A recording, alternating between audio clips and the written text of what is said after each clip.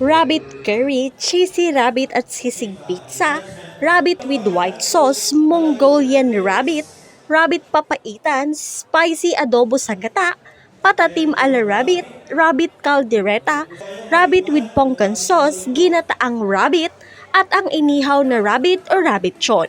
Iba't ibang luto ng kuneho ang tampok sa pinakaunang Rabbit Festival na ginanap noong weekend sa lungsod ng Iriga. Highlight ang rabbit meat cooking at rabbit chon contest sa aktibidad.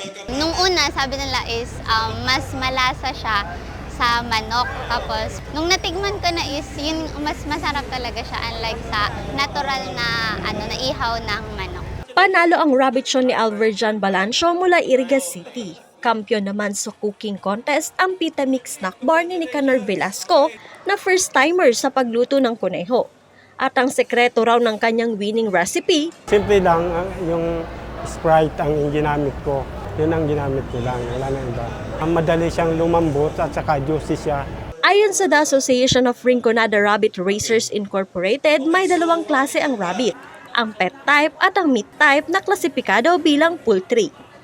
Mas masustansya raw na maituturing ang kuneho kesa sa karne ng manok, baboy at baka. Rabbit, healthiest meat.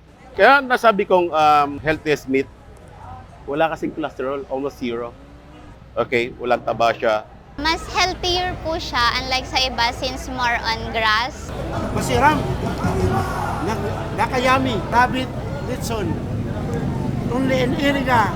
Bukod sa mga luto ng rabbit, tampok din sa aktibidad ang mga cute na rabbit na ito. Dito sa Pilipinas kasi, meron tayong New Zealand, meron tayong Californian, meron tayong Palomino, meron tayong German Giant, meron tayong English Spot, English Slope. Ang dami kasi niyan. Yun ay kinocross lang namin. Karaniwan dito sa Pilipinas ang mga red-eyed na kung tawagin ay albino o New Zealand. Crossbreed rabbit naman ang mga may itim na mata. Kung gusto niyo mag-alaga po ng rabbit po is buhay. Kailangan po yan ng makilala mo yung ugali ng rabbit. Kaya nagsisimula kami konti lang. Let's say sabihin mo 2 pair, magsimula ka, intindihin mo yung ugali ng rabbit. Hanggang 6 months old, pwede na siya i-breed. Layunin ng TARI na makilala pa ang pag-aalaga at pagbebenta ng rabbit bilang livelihood. Parte ang Rabbit Festival ng month-long celebration ng Tinagba Festival sa Iriga.